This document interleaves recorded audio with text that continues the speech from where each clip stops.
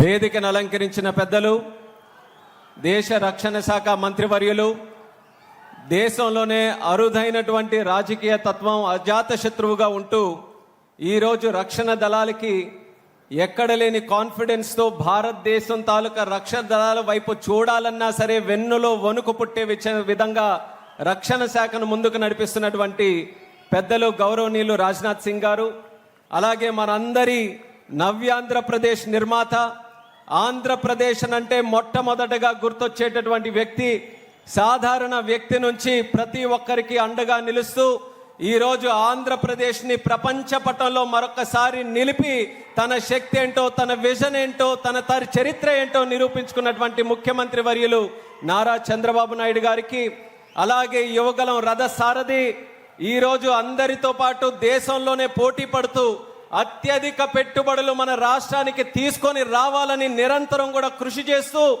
అంచెలంచెలుగా ఈ 2 సంవత్సరాల్లో లక్షల ఉద్యోగాలు మన రాష్ట్రానికి తీసుకొని వచ్చినటువంటి యువ నాయకుడు సోదరులు నారా లోకేష్ అన్న గారికి, వేదికను అలంకరించినటువంటి మంత్రివర్యులు అనగాని సత్యప్రసాద్ గారు, సత్య యాదవ్ గారు, సవితమ్మ గారు, టీజీ భరత్ గారు, అలాగే మన భారత్ ఫోర్జ్ నుంచి విచ్చేసినటువంటి మన బాబా కళ్యాణి గారు, వేదికను ఎంతో మంది అతిరథ మహారథులు అందరూ కూడా విచ్చేశారు. వాళ్ళందరితో పాటు మా అనంతపురం జిల్లా పుట్టపర్తి ప్రజానికానికి, సోదర సోదరీమణులకి, మా అక్కలకి, చెల్లెలకి, అన్నలకి, తమ్ముళ్ళకి అందరికీ కూడా మరొక్కసారి నా హృదయపూర్వకమైనటువంటి నమస్కారాలు తెలియజేసుకుంటున్నాను.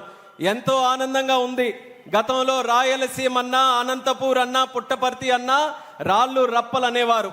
అటువంటి అనంతపురంలో మన పుట్టపర్తిలో ఈరోజు ఫ్లైట్లు, ఈరోజు ఎంకా లాంటి ప్రాజెక్టులు, అలాగే ఇందాక అన్న చెప్పినట్టు కియా, ఒక పక్కన బుల్లెట్లు, మరొక పక్కన డ్రోన్లు తిరుగుతున్నాయనంటే పుట్టపర్తి తాలూకా రూపురేఖలు మార్చేటటువంటి ప్రభుత్వం మన ఎన్డీఏ ప్రభుత్వం అని ఎంతో గర్వంగా తెలియజేసుకుంటున్నాను. పుట్టపర్తి అనంటే మరొకటి మనకు గుర్తు వచ్చేది భగవాన్ శ్రీ సత్యసాయిబాబా గారు. ఆయన చేసినటువంటి కృషి వల్ల పుట్టపర్తి ప్రపంచంలోనే శాంతికి ఒక ఆధ్యాత్మిక కేంద్రంగా ఉంది. కానీ శాంతి కూడా 2 రకాలు. మనశ్శాంతి, ఇంటర్నల్ పీస్, అంతర్గతంగా ఉన్నటువంటి శాంతి కోసం ఆ రోజు భగవాన్ శ్రీ సత్యసాయిబాబా గారు ప్రశాంతి నిలయం కట్టి ప్రపంచంలో ఉన్నటువంటి వ్యక్తులు శాంతిని కోరుకుంటూ వస్తే దానికి ఒక కేంద్రంగా పుట్టపర్తిని చేశారు. ఆ శాంతి మనశ్శాంతితో పాటు మరొక శాంతి కూడా ఉంది, శాంతి భద్రత. ఆ శాంతి భద్రత కోసం మరొక్కసారి మళ్ళీ మన పుట్టపర్తిని ఎదుర్కొంటూ వస్తూ దేశంలో శాంతి భద్రతను నిర్వర్తించడానికి advanced medium combat fighter jet aircraft మళ్ళీ మన పుట్టపర్తిలోనే ఈరోజు ఒక కేంద్రంగా, ఆధునికత కేంద్రంగా, సాంకేతికత కేంద్రంగా ఈ పుట్టపర్తిలో జరగడం అనేది ఎంతో చరిత్రాత్మకమైనటువంటి కార్యక్రమంగా తెలియజేస్తున్నాను. ఎన్నో ప్రాజెక్టులు మనం తీసుకొని వచ్చాం. ప్రాజెక్టులు తీసుకొని రావడం ఒక కష్టపని పైన అయినా సరే కన్విన్స్ చేసుకుంటూ రాష్ట్రం అనేక రకాలుగా వాళ్ళందరికీ కూడా ఇన్సెంటివ్స్ ఇస్తూ తీసుకొని రావచ్చు. కానీ డిఫెన్స్లో ఒక ఇన్వెస్ట్మెంట్ రావాలనంటే అంత సాధారణంగా రాదు. ఎలా అయితే మన పెద్దలు ఒక పెళ్లి చేయాలనంటే 7 తరాలు ఇటు 7 తరాలు అటు చూడాలంటారో, ఒక డిఫెన్స్ ప్రాజెక్ట్, శాంతి భద్రతలకు సంబంధించిన, దేశ రక్షణకి సంబంధించిన ఒక ప్రాజెక్ట్ రావాలనంటే ఆ ప్రాంతం తాలూకా తరతరాలు అక్కడ ఉన్నటువంటి ఒక ఇన్వెస్ట్మెంట్ మోటివ్ మీద చూడాలి. కానీ ఈరోజు మన ఆంధ్రప్రదేశ్ రాష్ట్రానికి ఇంత పెద్ద ప్రాజెక్టు మన రాయలసీమకి ఈరోజు వచ్చిందనంటే తరరాత మార్చేటటువంటి చంద్రబాబు నాయుడు గారిని చూసి రోజు వచ్చిందని కూడా ప్రజలందరికీ కూడా తెలియజేస్తున్నాను. ఆ యొక్క విప్లవం మన రాష్ట్రంలో మళ్ళీ ఒక బ్రాండ్గా ఆంధ్రప్రదేశ్ రాష్ట్రాన్ని తయారు చేసి ఈరోజు బ్రహ్మాండంగా ముందుకు నడిపిస్తున్నారు. ఈరోజు అనంతపూర్ని చూస్తే ఆనందంగా ఉంది.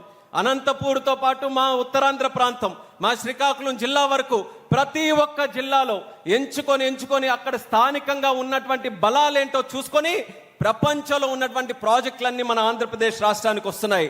దేశంలో వచ్చే పెట్టుబడుల్లో 25.3% కేవలం ఒకే ఒక్క రాష్ట్రం మన ఆంధ్రప్రదేశ్ రాష్ట్రంలోనే వస్తుందనంటే డబుల్ ఇంజిన్ సర్కార్, ప్రధానమంత్రి గారు నరేంద్ర మోదీ గారు, చంద్రబాబు నాయుడు గారు, అలాగే పవన్ కళ్యాణ్ గారు, వీళ్ళు ముగ్గురు తాలూకా కలయికతో నడుస్తున్నటువంటి డబుల్ ఇంజిన్ సర్కార్ ఎంత వేగంగా బలంగా పనిచేస్తుందో ప్రజలు మరొక్కసారి గమనించాలని కూడా ఈ సందర్భంగా తెలియజేసుకుంటున్నాను. అలాగే ఈ ప్రాజెక్ట్కి ప్రత్యేక ఆశీర్వాదం రాజ్నాథ్ సింగ్ గారు కూడా అందించారు. ఆయన చేతుల్లో ఉన్నటువంటి ప్రాజెక్ట్ ఇప్పుడే అన్న చెప్పినట్టు చంద్రబాబు నాయుడు గారు రిక్వెస్ట్ చేస్తే ఆ రిక్వెస్ట్ చేసిన తర్వాత మరి భరత్ గారు కానివచ్చు, మన అధికారులు కానివచ్చు, అలాగే ఒక పక్కన నేను కూడా దీనికోసం ప్రయత్నం చేస్తూ ఎప్పుడు మేము వెళ్ళి సార్ యాంకా ప్రాజెక్ట్ మీరు ఎక్కడ పెట్టాలన్నా మొట్టమొదటిగా మా ఆంధ్రప్రదేశ్ డిసైడ్ చేయండి, మా పుట్టపర్తిలో మీరు పెట్టండి, అక్కడ మాకు కూడా ఒక ఎయిర్పోర్ట్ ఉంది, దానికి సంబంధించి ఎయిర్ స్పేస్ తాలూకా ఏ కార్యక్రమం ఉన్నా సరే మా వంతు మేము ఫుల్ ఫ్లెడ్జెడ్గా సపోర్ట్ చేస్తామని చెప్తే ఆయన కూడా చాలా పాజిటివ్గా తీసుకొని మరొక ప్లేస్ని కూడా ఎక్కడా రానివ్వలేదు. కొన్ని సందర్భాల్లో కేంద్ర ప్రభుత్వం కూడా కొన్ని ఆప్షన్స్ పెట్టుకుంటాయి. ఉత్తర భారతంలో అయితే ఇది, లేకపోతే ఈస్ట్లో వెస్ట్లో ఇలా పెట్టుకోవాలని అంటే కొన్ని నగరాలు, కానీ సింగిల్ షాట్ గా రైట్ రాయల్ గా మన రాయలసీమలో ఈ సీమాంధ్ర ప్రాంతంలో ఇక్కడ తీసుకొని పెట్టారనంటే దానికి ప్రత్యేకంగా రాజ్నాథ్ సింగ్ గారికి కూడా మన ప్రాంత వాసుల తరపున, తెలుగు వారు అందరి తరపున కూడా అభినందనలు తెలియజేసుకుంటున్నాను. ఒక పక్కన యాంకరా ప్రాజెక్ట్, దానితో పాటు కొన్ని డిఫెన్స్ ప్రాజెక్ట్స్, దీనితో పాటు మా మంత్రాలయానికి సంబంధించినటువంటి డ్రోన్ ప్రాజెక్ట్ కూడా ఈరోజు కర్నూలులో మన రాయలసీమలో రావడం ఎంతో ఆనందంగా ఉంది. మొట్టమొదటగా కేంద్ర మంత్రిగా అయిన తర్వాత ఆంధ్రప్రదేశ్ రాష్ట్రంలో ఏదో ఒక కార్యక్రమం మినిస్ట్రీ ఆఫ్ సివిల్ ఏవియేషన్ నుంచి చేయాలని చంద్రబాబు నాయుడు గారితో డిస్కస్ చేస్తే ఆ రోజు డ్రోన్స్ మన భారతదేశానికి, ప్రపంచానికి టెక్నాలజీలో ఫ్యూచర్ డ్రోన్స్, అలాంటి డ్రోన్స్కి మనది క్యాపిటల్ కావాలని చెప్పి ఆ డ్రోన్ సమ్మిట్ని విజయవాడలో మొట్టమొదటిగా మనం ఆర్గనైజ్ చేసుకున్నాం. ఆ రోజు డ్రోన్స్ సంబంధించినటువంటి కంపెనీలన్నీ కూడా వచ్చి వాళ్ళ ప్రాజెక్ట్స్ ఎక్స్ప్లెయిన్ చేస్తే చంద్రబాబు నాయుడు గారు కూడా ఈ ఇండస్ట్రీ మీద విశ్వాసంతో దేశంలో మొట్టమొదటిసారి డ్రోన్ సిటీ ప్రకటించింది కూడా మన ఆంధ్రప్రదేశ్, మన ముఖ్యమంత్రి చంద్రబాబు నాయుడు గారు. అది కూడా ఎక్కడ రావాలనంటే మన కర్నూలులో ఓర్వకల్ నోడ్లో రావాలని చెప్పి ఆ రోజే నిర్ణయం తీసుకున్నారు. ఈరోజు 6 బ్రహ్మాండమైనటువంటి కంపెనీలు డ్రోన్స్కి సంబంధించి కూడా ఇక్కడ వస్తున్నాయి. వాళ్ళకి ఎప్పుడు కూడా ఒక ప్రాబ్లం ఉండేది, మ్యానుఫ్యాక్చరింగ్ చేస్తున్నారు కానీ డ్రోన్స్ టెస్టింగ్ ఫెసిలిటీ ఎక్కడ కూడా లేదు. అందుకనే వాళ్ళను కూడా కర్నూలు ఎయిర్పోర్ట్తో కనెక్ట్ చేస్తూ first time in the country sand box facility drone testing కూడా మన ఆంధ్రప్రదేశ్లో కర్నూలు ఎయిర్పోర్ట్లో ఈ యొక్క డ్రోన్ సిటీని కనెక్ట్ చేసుకుంటూ మొదటిసారి మనం చేయబోతున్నాం. భవిష్యత్తులో డ్రోన్ శక్తి మిషన్, ఎందుకనంటే ప్రధానమంత్రి నరేంద్ర మోదీ గారికి కూడా ఇది చాలా ఫేవరెట్ అండ్ ఇంపార్టెంట్ సబ్జెక్ట్. అందుకనే డ్రోన్ శక్తి మిషన్ ప్రొడక్షన్ లింక్డ్ ఇన్సెంటివ్ తో పాటు రీసెర్చ్ లింక్డ్ ఇన్సెంటివ్ దీనికి తయారు చేసి ఒక మంచి పథకం కూడా కేంద్ర ప్రభుత్వం నుంచి తయారు చేస్తున్నాం. దాంట్లో డ్రోన్స్ కి సంబంధించి భవిష్యత్తులో పెట్టుబడులు పెట్టడానికి ఎన్నో అవకాశాలు ఉన్నాయి. సో ఆ కార్యక్రమం కూడా మా మినిస్ట్రీ దగ్గర నుంచి చేస్తున్నాం. ఈరోజు ఆంధ్రప్రదేశ్ రాష్ట్రం అవకాశాల ఆంధ్రప్రదేశ్గా, పెట్టుబడుల ఆంధ్రప్రదేశ్గా ఈరోజు మారుతున్న సందర్భంలో నాకెంతో గర్వంగా ఉంది.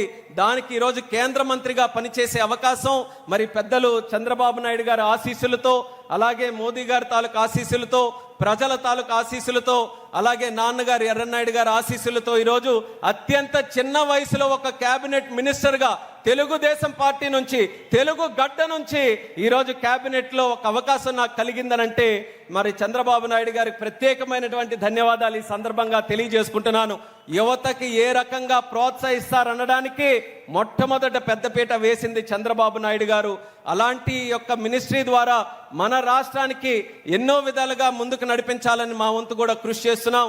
ఎయిర్పోర్ట్లు అదనంగా నిర్మించాలని, కనెక్టివిటీని ప్రోత్సహించాలని ఈరోజు మనకున్న ప్రధానమైన 3 ఎయిర్పోర్ట్లు వైజాగ్, అలాగే విజయవాడ, అలాగే తిరుపతి, ఈ 3 కేంద్రాల నుంచి కూడా ఇంటర్నేషనల్ ఫ్లైట్ స్టార్ట్ చేయాలని ఎంతో కాలం నుంచి కృషి చేస్తూ విశాఖపట్నం నుంచి అబుదాబికి ఫ్లైట్ స్టార్ట్ చేశాం. సింగపూర్ చంద్రబాబు నాయుడు గారు వెళ్ళిన తర్వాత తిరిగి వచ్చి ఫోన్ చేసి ఎట్టి పరిస్థితుల్లో విజయవాడ సింగపూర్ స్టార్ట్ చేయాలనంటే 100 రోజుల్లో విజయవాడ నుంచి సింగపూర్ కూడా ఫ్లైట్ వేశాం. రాయలసీమ తిరుపతి కేంద్రంగా ఎంతో కాలం నుంచి ఎదురు చూస్తున్నారు ఇంటర్నేషనల్ కనెక్టివిటీ కావాలని. అతి త్వరలోనే తిరుపతి నుంచి కువైట్ కూడా ఫ్లైట్ వేసి రాయలసీమ కూడా ప్రపంచ పటంలో పెడతామని ఈ సభాముఖంగా తెలియజేస్తున్నాను. అదనంగా కనెక్టివిటీ కూడా ఇస్తాం. 2023 నుంచి 24 సంవత్సరంలో రాష్ట్రంలో సుమారు 52 మంది ప్రయాణికులు ఉండేవారు. అది మన ప్రభుత్వం వచ్చిన తర్వాత, ఎన్డీఏ ప్రభుత్వం వచ్చిన తర్వాత 24-25లో ఆ 52 కాస్త 59 లక్షల మంది ప్రయాణికులకి తయారు చేశాం. మళ్ళీ ఈ సంవత్సరంలో, గడిచిన సంవత్సరంలో 59 నుంచి 62.3 లక్షల మందికి ప్రయాణికులు మన రాష్ట్రంలో మనం తయారు చేసుకున్నాం. అంటే అంచెలంచెలుగా ఎయిర్ ట్రావెలర్స్ కూడా మన రాష్ట్రంలో పెరుగుతున్నారు. మళ్ళీ భవిష్యత్తులో మరింత పెరగడానికి మినిస్ట్రీ ఆఫ్ సివిల్ ఏవియేషన్ నుంచి పూర్తి సహాయ సహకారాలు అందిస్తాం. రాయలసీమకి ప్రత్యేకంగా ఒక వెనుకబడినటువంటి ప్రాంతంగా ఎంతో కాలం నుంచి ఇక్కడ ముద్ర వేశారు, మా ఉత్తరాంధ్రకు కూడా అలాగే ముద్ర వేశారు. కానీ ఈరోజు పెద్ద పెద్ద నగరాలు మనల్ని చూసి అసూయ పడుతున్నాయి. ఎక్కడ గూగుల్ లాంటి ఇన్వెస్ట్మెంట్ శాన్ ఫ్రాన్సిస్కో వదిలి విశాఖపట్నం నది ఒడ్డు మన బీచ్ ఒడ్డున అక్కడ పెడుతున్నారనంటే మా ఉత్తరాంధ్రకి ఎలా ఇన్వెస్ట్మెంట్స్ తీసుకొని వస్తున్నారన్నదానికి అదొక ఉదాహరణ. ఈరోజు ఎన్నో ప్రాజెక్ట్స్ మన రాయలసీమలో కూడా చేశాం. అంటే కంబైన్డ్ డెవలప్మెంట్ ఎంటైర్ స్టేట్లో అక్కడ ఇచ్చాపురం నుంచి ఇక్కడ కుప్పం వరకు ఏ ప్రాంతాన్ని విడిచిపెట్టకుండా, ఏ జిల్లాని, ఏ వర్గాన్ని, ఏ విలేజ్ను కూడా విడిచిపెట్టకుండా సమగ్ర అభివృద్ధి, దేశంలో వికసిత్ భారత్, అలాగే మన దగ్గర స్వర్ణాంధ్రప్రదేశ్ 2047 కోసం అన్ని విధాలుగా ముందుకు నడిపిస్తున్నటువంటి ఎన్డీఏ ప్రభుత్వానికి మీ ఆశీర్వాదం ఎల్లప్పుడూ ఉండాలని మరొకసారి సందర్భంగా కోరుకుంటూ, आदरणीय रक्षा मंत्री राजनाथ सिंह जी को फिर से मैं प्रणाम करता हूं.